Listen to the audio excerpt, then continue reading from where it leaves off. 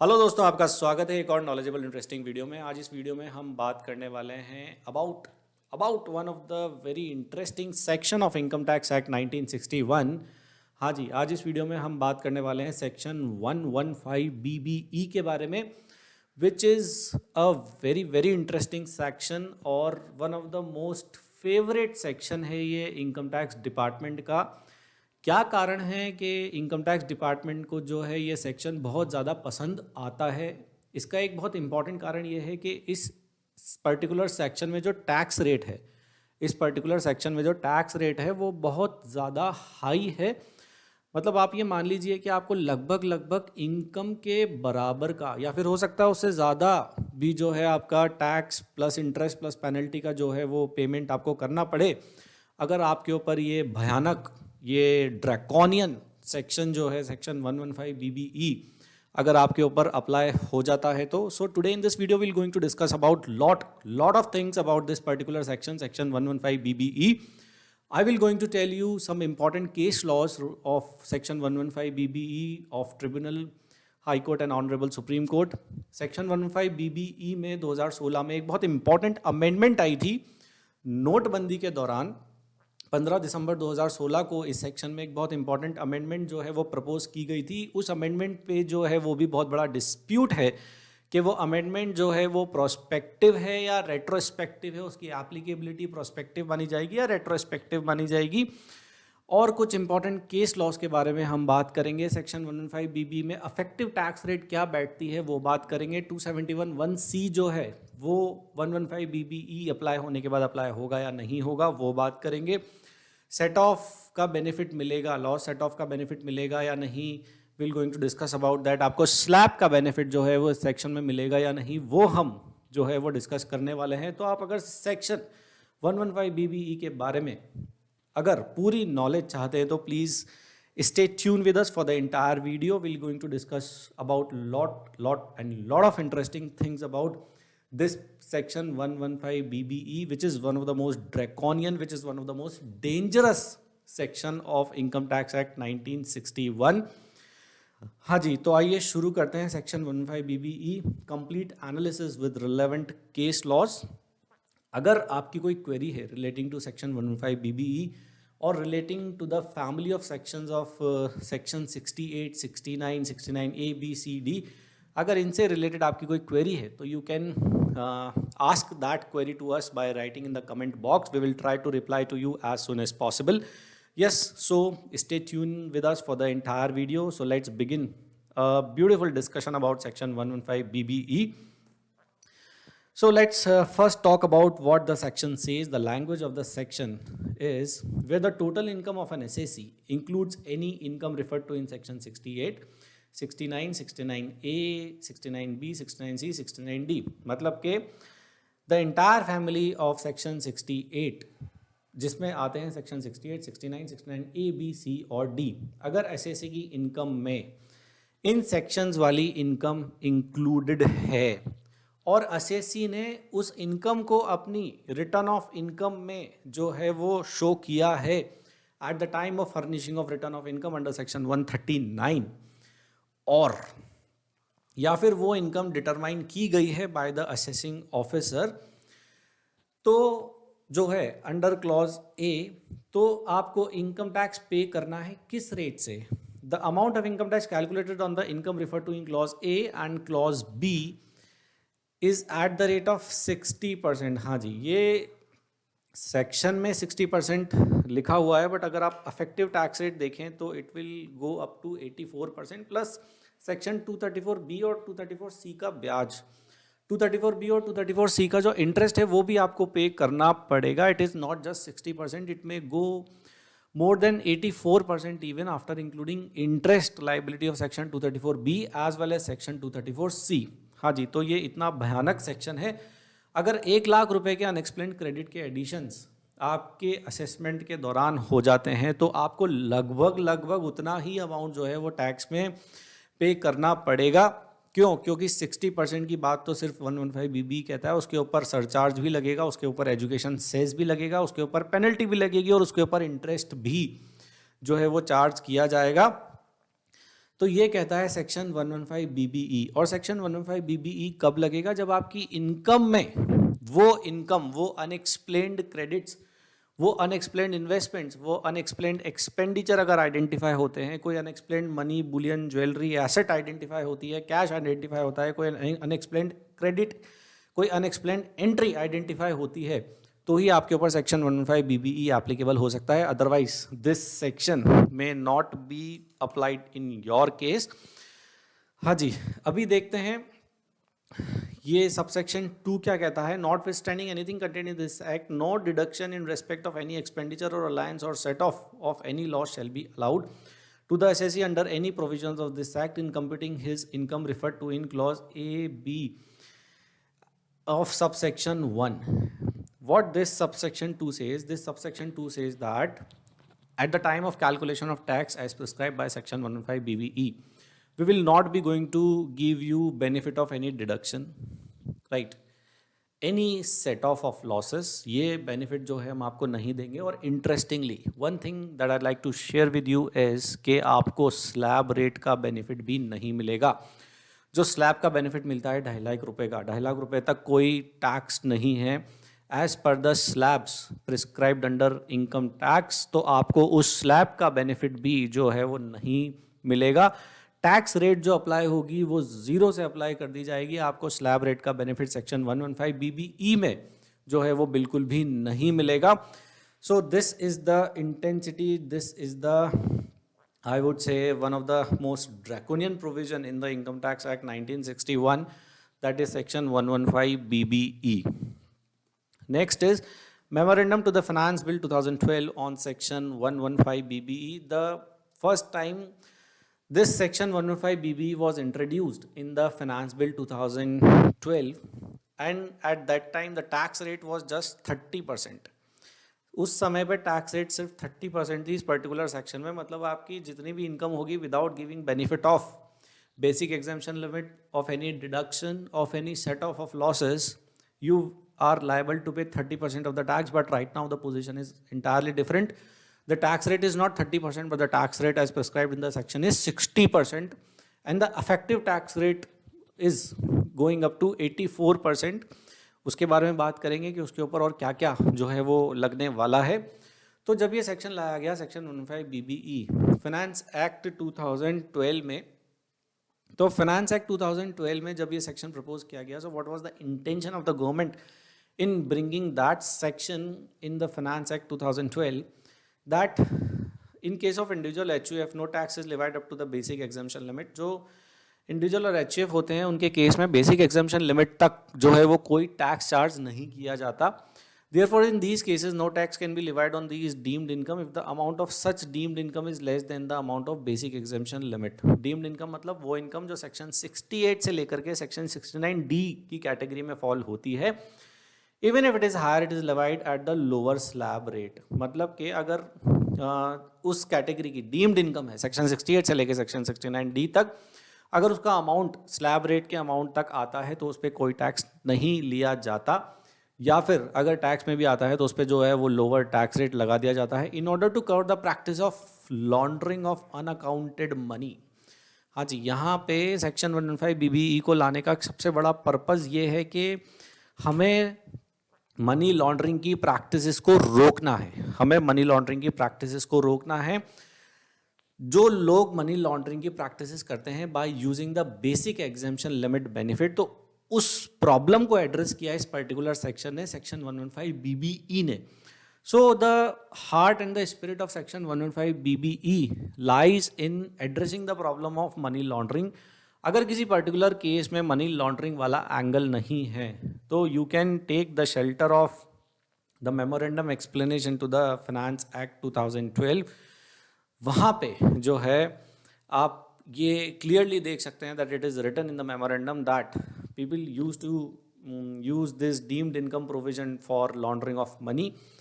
So it is proposed to tax the unexplained credits, unexplained money, unexplained expenditure as prescribed under section 68 to 69D at the rate of 30%. 30% was in 2012, and this section was amended by Second Amendment Act 2016 at the time of demonetization, and the tax rate has been increase just to double, that is 60% tax rate is there in this particular section. It is also proposed to provide that no deduction in respect of any expenditure or allowance shall be allowed to the assessee under any provisions of this act. मतलब कि आपको कोई deduction, कोई set off का benefit, even आपको slab rate का benefit जो है वो भी नहीं दिया जाएगा इस पर्टिकुलर सेक्शन में. नेक्स्ट देखते हैं कुछ इंपॉर्टेंट केस लॉज और analysis about section 115 BBE. Yes, it is a very well settled principle of law, especially taxation law like Income Tax Act, is that charge of the act is created on income element only and gross receipts are not taxable under the act as held by Honorable Apex Court in the case of Maxop Investment. बहुत ज़्यादा पुराना judgement नहीं है of honourable Supreme Court, judgement dated 12 February 2018. Maxopp investment के case का ये judgement है. Judgement ये कहता है कि साहब ग्रॉस रिसीट्स जो हैं वो टैक्सेबल नहीं होती. क्यों? क्योंकि इनकम टैक्स की टैक्सेबिलिटी जो है वो आती है हमारे पास किससे? वो आती है हमारे पास इनकम से, ना कि ग्रॉस रिसीट से. Income element is taxable, not the gross receipts. Next जो है वो इम्पॉर्टेंट केस लॉ हमारे पास ये है that all receipts are not income.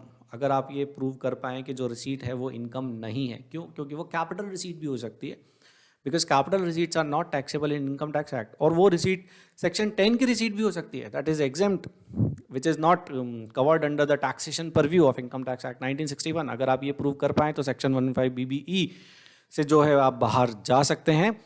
तो all receipts are not income and all income are not taxable, which is a very well settled by Honorable Supreme Court in case of Parimisetti. The citation is 57 ITR 532. हाँ जी, अगर आप ये prove कर पाएँ during assessment proceedings that this income is a capital receipt और that particular income is the income which is exempt under provisions of section 10 of income tax act 1961, तो आप unexplained credit के परव्यू से बाहर जा सकते हैं. अगर आप वहाँ से बाहर चले गए तो आपके ऊपर सेक्शन 115 BBE जो है वो भी अप्लाई नहीं होगा. नेक्स्ट देखते हैं, law basically does not distinguish in moral, immoral, legal, illegal income. जो इनकम टैक्स लॉ है उसको सिर्फ इनकम पर टैक्स लगाने से मतलब है. उसको इससे कोई मतलब नहीं है कि इनकम मॉरली कमाई गई है या इमॉरली, एथिकल प्रैक्टिस से कमाई गई है या अनएथिकल प्रैक्टिस से लीगल इनकम है या इलीगल इनकम है. Income tax only want to tax that particular amount of income. But यहाँ here the important aspect is, यहाँ पे एक इम्पॉर्टेंट आस्पेक्ट ये है कि इनकम टैक्स जो है वो disclosed undisclosed, declared undeclared income में डिस्टिंग्विश जो है वो ज़रूर करता है.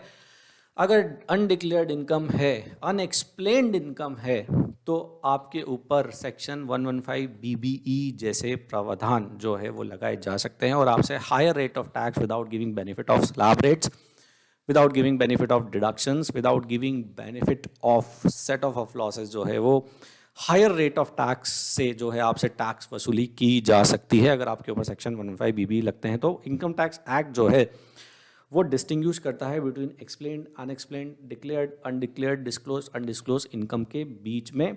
अगर आपके असेसमेंट के दौरान असेसिंग ऑफिसर को कुछ undisclosed income, undeclared income identify होती है तो आपके ऊपर 115 BBE जैसे प्रावधान लगाए जा सकते हैं. नेक्स्ट देखते हैं, Punjab and Haryana high court का एक जजमेंट है in the case of Dulari digital photo services. The date of the judgment is 10 September 2013. Judgment क्या कहती है? That the expression income from other sources would come into play only where income is relatable to a known source. हाँ जी, उस particular जो हमारे पास 5 heads of income है which is very well prescribed in section 14 of Income Tax Act 1961. 5 head कौन कौन से? Salary, house property, business profession, capital gain और other sources. अब सब यहाँ पे जो है एक कन्फ्यूजन छोटा सा ये क्रिएट होता है कि जब हमारे पास अदर सोर्स का सेक्शन है, जब हमारे पास अदर सोर्स का पूरा एक टैक्स करने का तरीका है income from other source, then why we have unexplained credits section, then why we have section like 68 to 69D. तो यहाँ पे ये जो Punjab and Haryana high court का ये जो जजमेंट है ये इस डिस्प्यूट को रिजॉल्व करता है कि साहब अदर सोर्स इनकम में भी वही इनकम जाएगी जिसका सोर्स जो है वो वेरी वेल नोन होगा.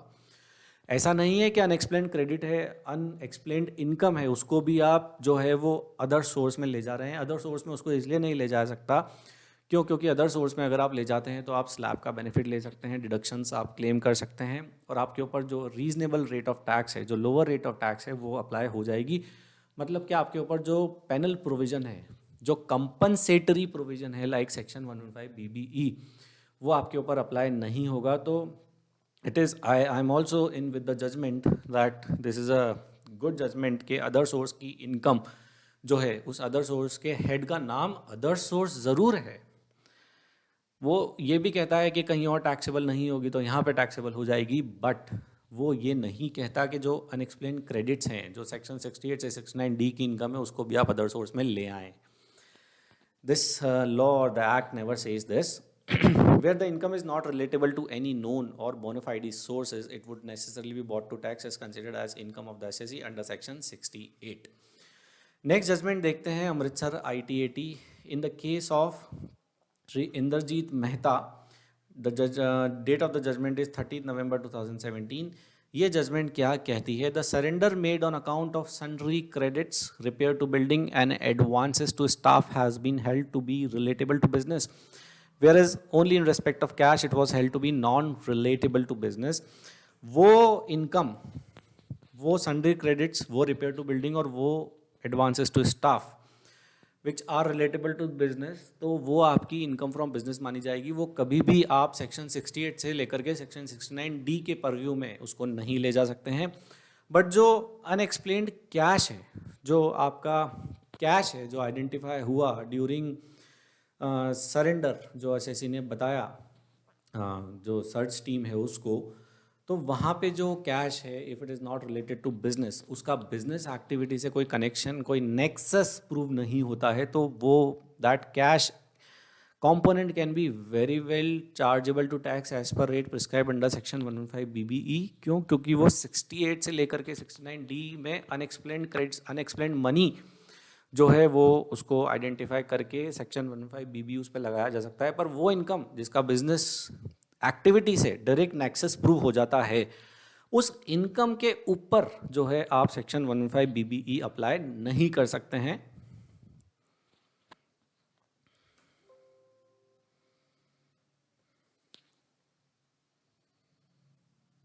Yes, so let's talk about some more interesting aspects of section 115 BBE when business income is substantiated by surrounding circumstances। जहाँ पे business income जो है वो और प्रूव की जा सकती है, substantiate की जा सकती है कि साहब we have the evidences that it is our business income but not the unexplained income, then in that case आप जो है वो सेक्शन 115 BBE में एडवर्स इन्फेरेंस नहीं ले सकते हो। Then how to substantiate that you have a business income, that you are regularly and consistently maintaining books of accounts and you are consistently showing business income, regularly maintaining books of accounts and is registered under various government agencies like now it is goods and services tax, and running proper infrastructure, you have an office, you have a shop, you have a factory, then no adverse inference can be derived under section 115 BBE। इसका मतलब ये है कि आप अगर business income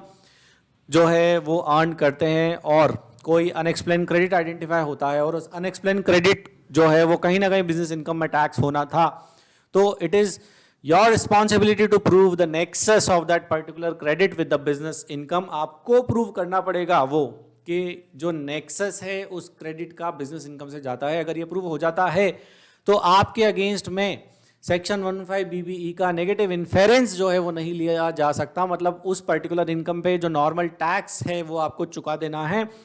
आपको higher tax of rate as per mentioned in section 115 BBE is not applicable in your case. एक और इंटरेस्टिंग पॉइंट है सेक्शन 115 BBE का, वो ये है कि there are two views whether section 115 BBE can be applied और not, then the benefit of doubt should go to the taxpayer, then the benefit of doubt should go to the assessee. This principle should be adopted. Next देखते हैं, even when assessee accepts certain addition to income loosely assessed under section 68 to section 69D, then to honor the surrender made under section 133A, the AO got all the right to see whether conditions to apply section 115 BBE are scrupulously, means carefully satisfied or not if slightest of doubt exists in the applicability of condition as prescribed in section 15 BBE, then section 15 BBE may not be applied. Yes, now it is the responsibility of the assessing officer के सर्वे search के दौरान जो है वो ये check करें, उनकी जिम्मेदारी है कि जो अनएक्सप्लेन क्रेडिट है वो प्रॉपरली केयरफुली जो है उसकी जांच की जाए. अगर संभावना हो तो उसको 115 BBE वाली टैक्स रेट नहीं लगाई जाए. अगर वो अनएक्सप्लेन क्रेडिट है then it has to be carefully checked. Means section 15 BBE should not be used as a tool to generate revenue by the department. It should not be applied in the ordinary and routine manner. Section 15 BBE जैसे compensatory panel provision को ordinary या routine manner में apply नहीं किया जा सकता. हर credit को unexplained credit नहीं माना जा सकता. अगर उसका नेक्सस है किसी और नेचर ऑफ इनकम से और वो प्रूव हो जाता है और सेक्शन 15 BBE लगाते वक्त कोई डिस्प्यूट रेज होता है या फिर दो व्यूज निकल के आते हैं, वो मैटर कंक्लूड नहीं हो पाता, तो यहाँ पे सेक्शन 15 BBE जो है वो अप्लाई नहीं किया जा सकता. नेक्स्ट देखते हैं role of suspicious and doubt. यहाँ पे एक बहुत इंपॉर्टेंट जजमेंट है हमारे पास पंजाब और हरियाणा हाई कोर्ट का in the case of Jawaharlal Oswal. Judgment date is 29 January 2016. In this judgment, the Honorable High Court dismissed the department appeal by holding that suspicious and doubt may be the starting point of an investigation. Suspicious और doubt जो है they are element of the investigation and these suspicious and doubt has to be the starting point of the investigation, right? You can start your investigation by having suspicious and doubts in your mind, but the suspicious or doubts should not be the points, should not be the conclusive points at the final stage of assessment.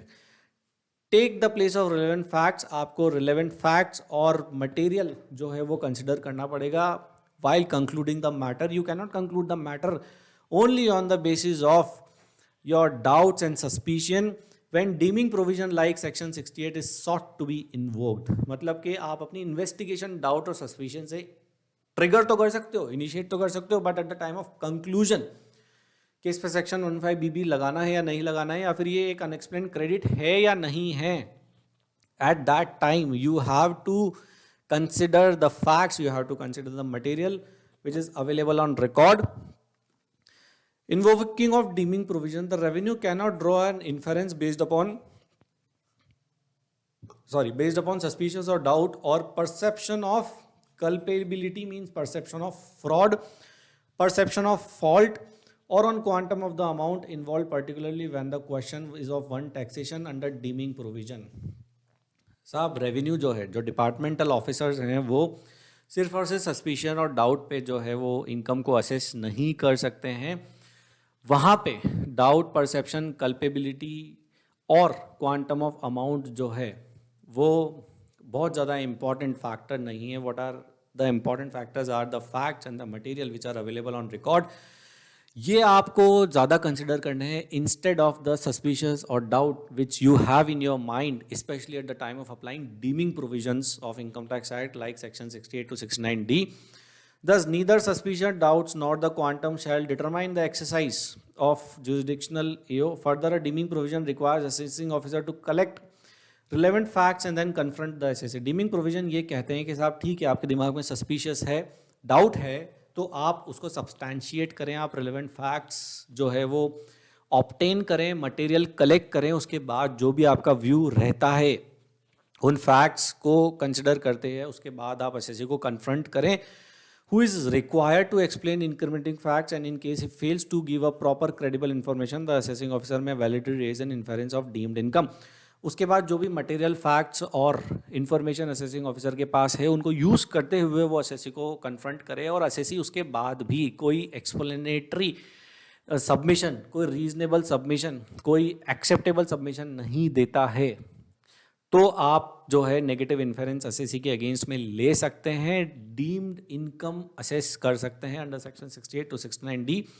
A deeming provision thus enable the revenue to raise an inference against an assessee on the basis of tangible material. It has to be tangible material, मतलब कि एक अच्छा जो है वो ठोस सबूत, ठोस मटेरियल जो है वो असेसिंग ऑफिसर के पास होना चाहिए and not on mere suspicious conjecture assumptions और परसेप्शंस। डीमिंग प्रोविजन सिर्फ और सिर्फ अजम्पशंस परसेप्शंस कंजंक्चर्स पे जो है वो अप्लाई नहीं किए जा सकते। असेसिंग ऑफिसर के पास ठोस सबूत टैंजिबल मटेरियल जो है वो आपके अगेंस्ट में होना बहुत ज़रूरी है। सिर्फ डाउट सस्पिशियस परसेप्शंस अजम्पशंस के बेसिस पे डीमिंग प्रोविजंस जो है वो अप्लाई नहीं किए जा सकते। हाँ जी, एक पर्टिकुलर केस देखते हैं which is a very normal case in most of the assessees. Assessee जो है वो प्रेजेंटिव इनकम में अपनी आईटीआर फाइल करता है by declaring income under section 44 AD और section 44 ADA. Cash sales and receipts are declared on which profit is offered as per applicable rate as prescribed under respective provisions of section 44 AD and section 44 ADA.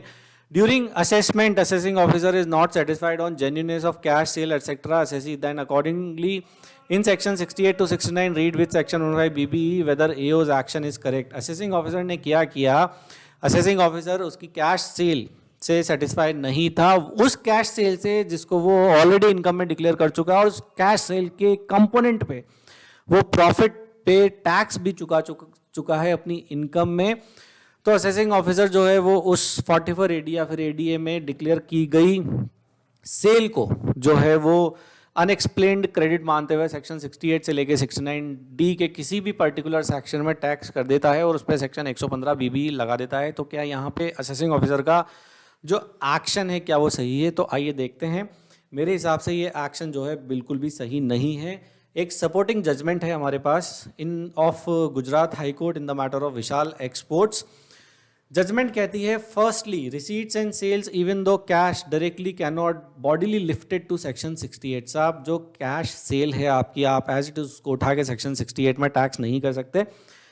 क्यों नहीं कर सकते? देखते हैं। That the assessee has already offered profit on the same. Assessee उस पर already जो है वो प्रॉफिट डिक्लेयर कर चुका है, तो वो जो सेल है वो अनएक्सप्लेन्ड कहाँ है? That is properly explained as that was reported in return of income.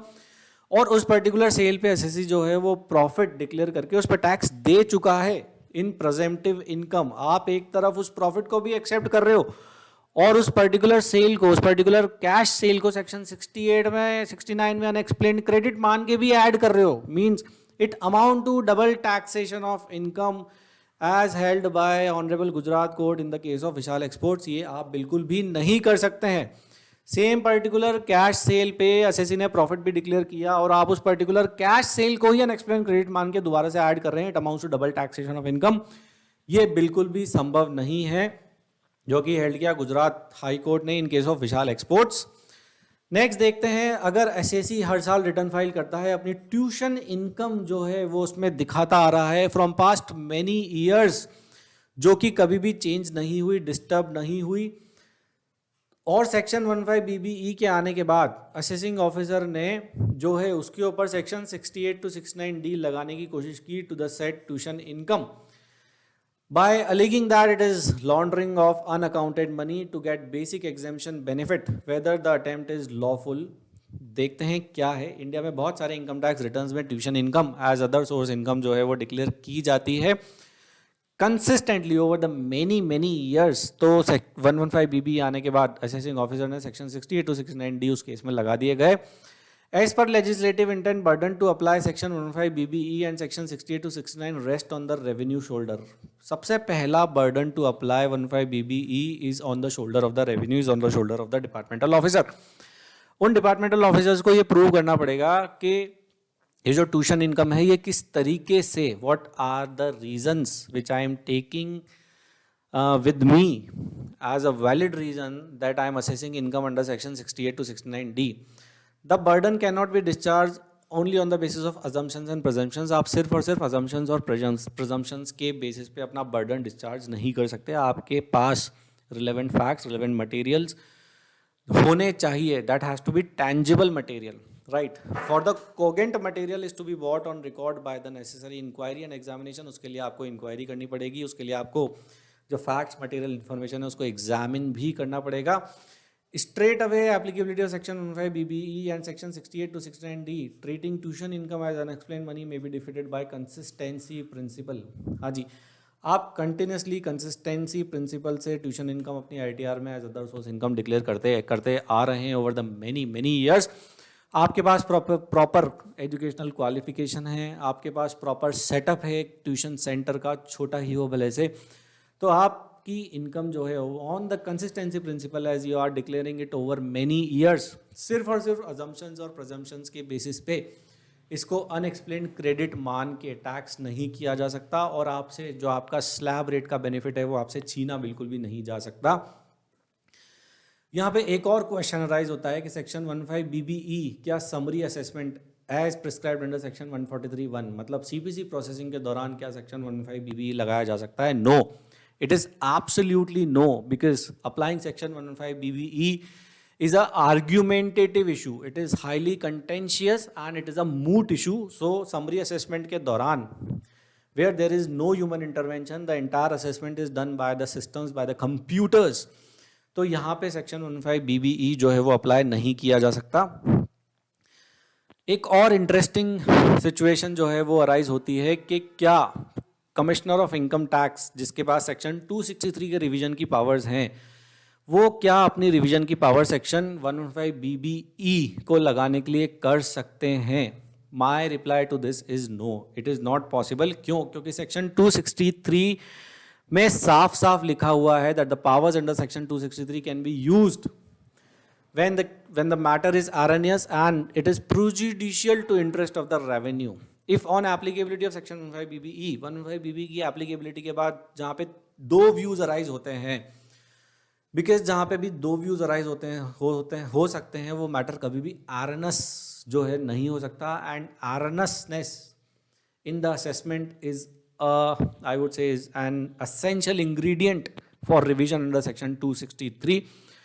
Then in that case, the powers under section 263 as used by CID for applying section 15 BBE may not sustain in law, because there are two views on the particular dispute is arising, which surely cannot be treated as erroneous.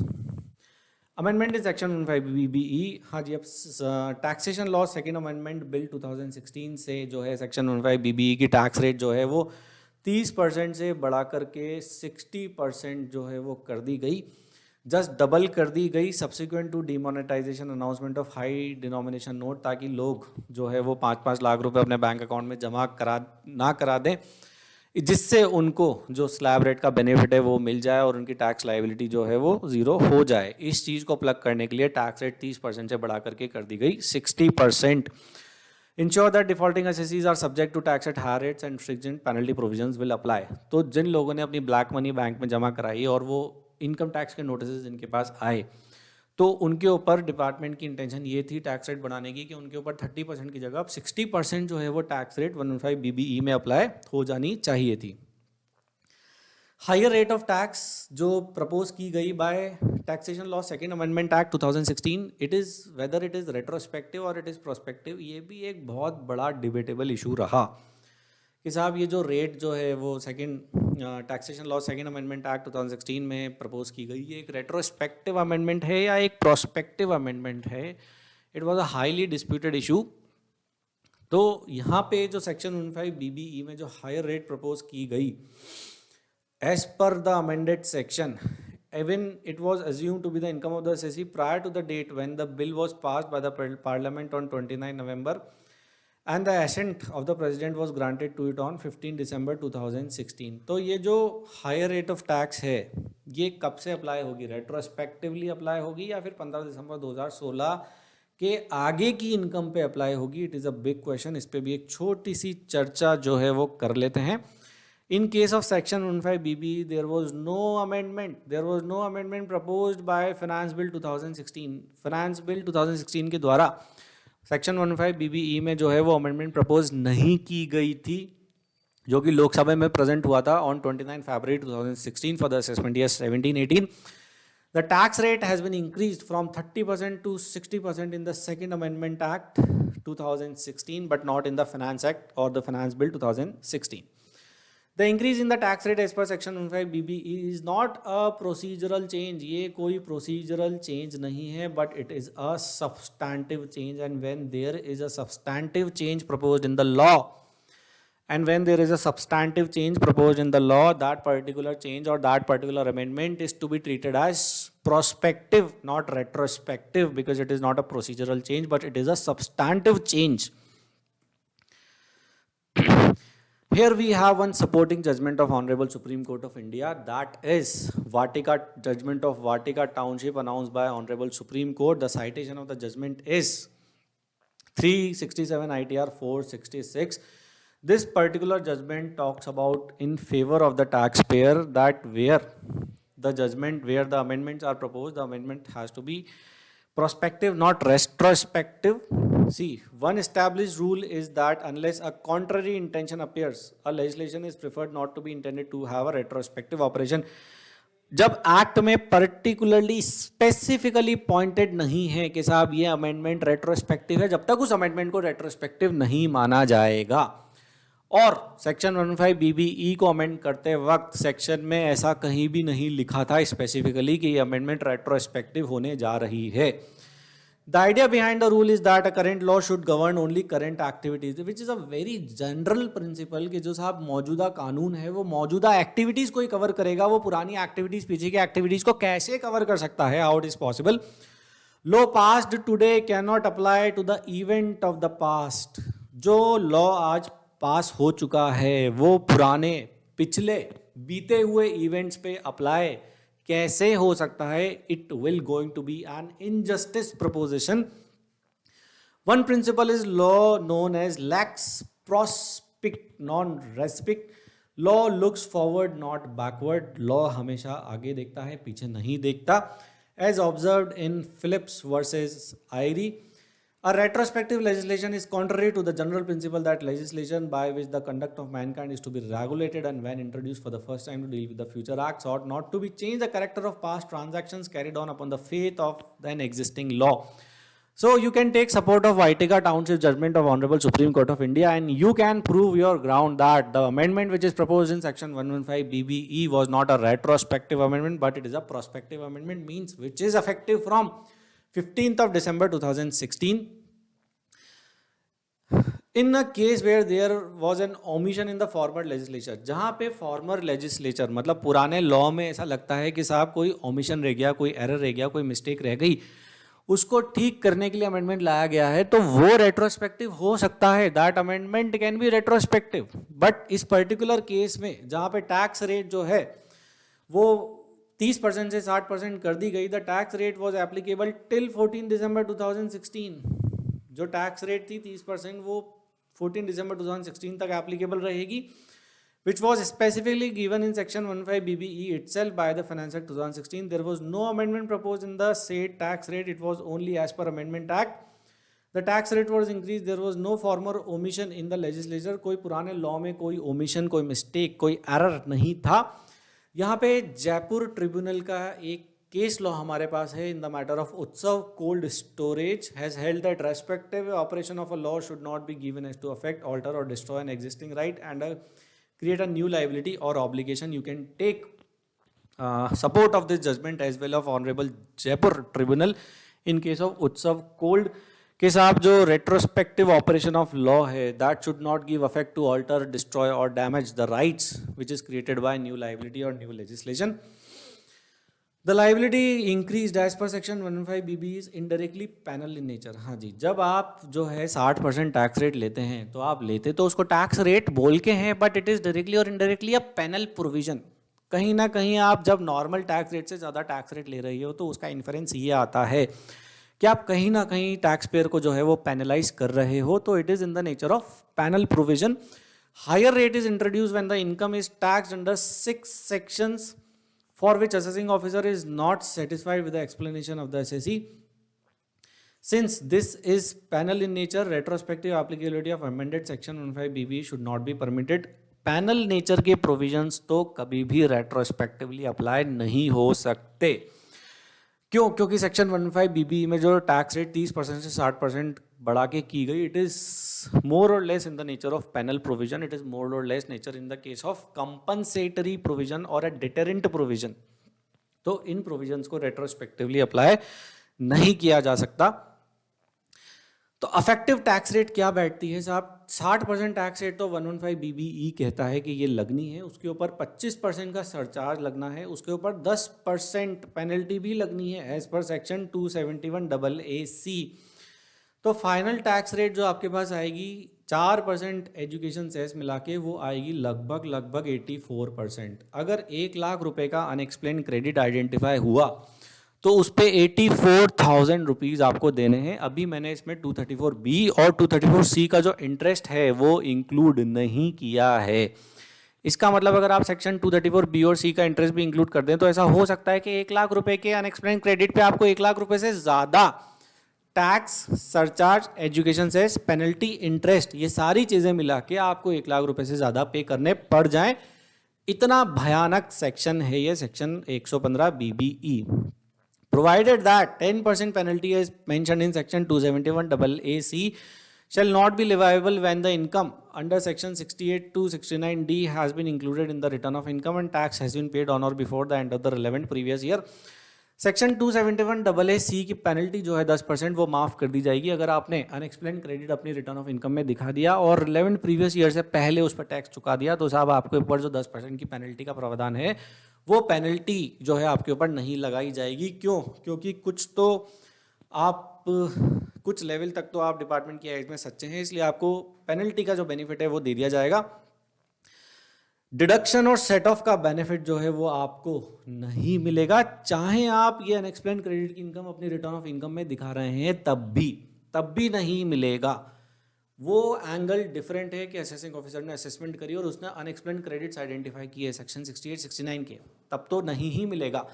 But उस केस में जहां पर unexplained credit आप खुद अपनी income, खुद अपनी ITR में डिक्लेयर करके फाइल कर रहे हैं, उस समय पर भी आप slab rate, deductions, set off का बेनिफिट बिल्कुल भी नहीं ले सकते हैं।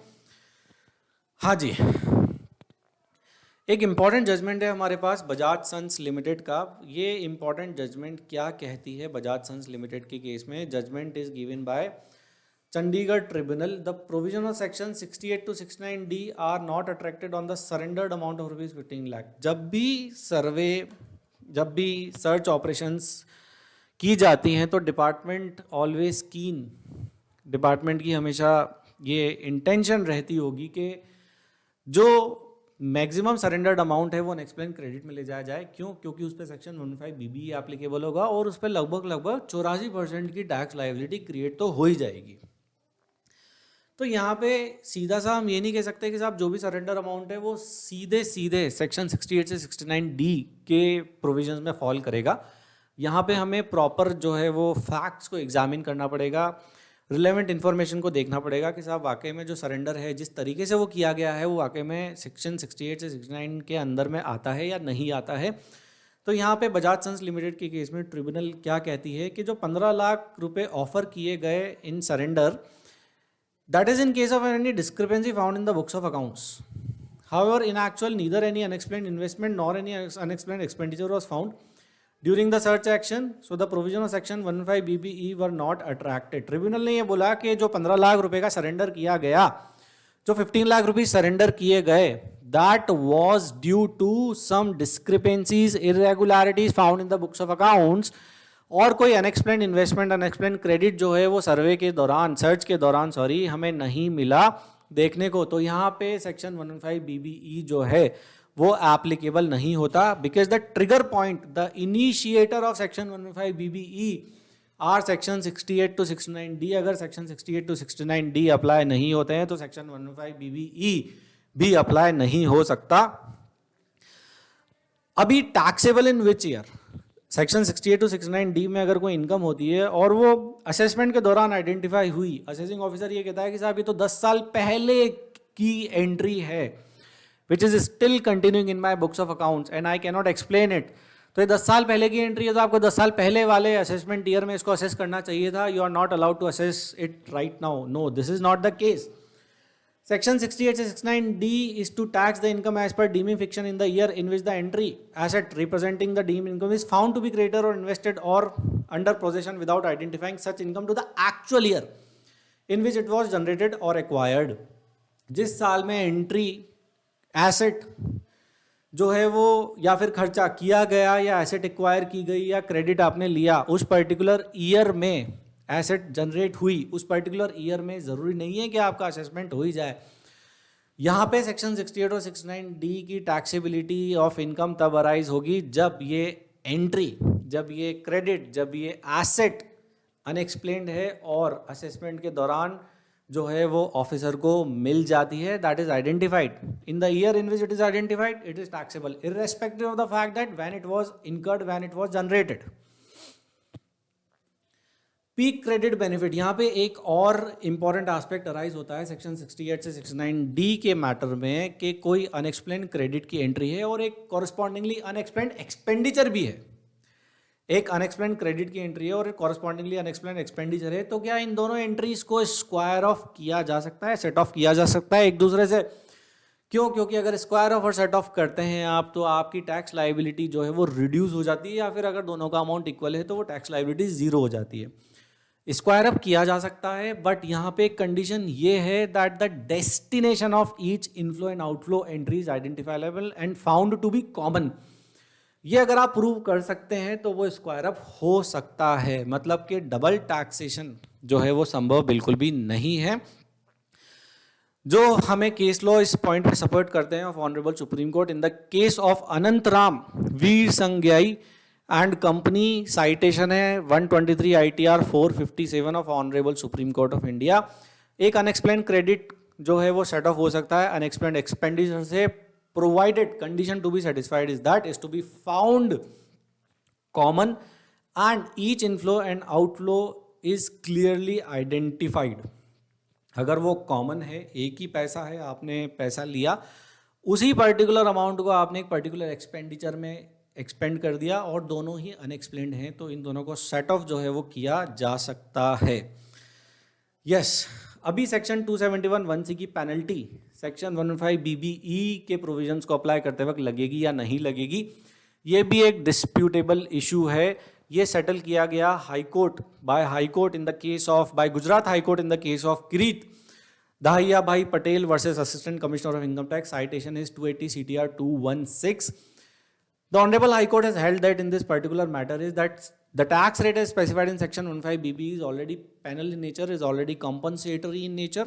तो section 271(1)(c) की पेनल्टी जो है वो आप नहीं लगा सकते। दूसरा पॉइंट ये है कि the return filed under section 153A would take place of return under section 139 and hence no penalty can be leviable under section 271(1)(c, right। और एक और जजमेंट है हमारे पास of Delhi High Court in the matter of Neeraj Jindal, citation is 393 ITR 1, as no penalty is leviable on the difference of income declared in ROI filed under section 153A vis-a-vis return under section 139(1). In view of the above decisions, the provision of 115BB levying higher rate can therefore only be compensatory in nature to compensate for the penalty under section 271(1)(c।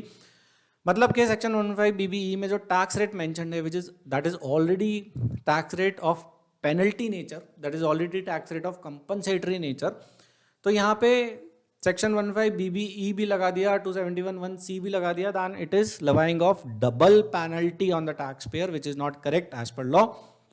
तो जहाँ पे 115BBE की tax rate लग गई है वहाँ पे section 271(1)(c) की पेनल्टी जो है वो नहीं लगाई जा सकती। Thank you for watching this video. ये था हमारा एक important video about important aspects of section 115BBE। If you have any query relating to this section, you can ask the query in the comment box by writing in the comment box. If you really like this video, please click on the like button and share it with a lot of people so that people get to know the consequences about this draconian provision of section 115BBE. And don't forget to subscribe channel. Thank you for watching this video. We will keep coming with lot of educational, informational content like this. Thank you for watching this video. Thanks a lot. Bye.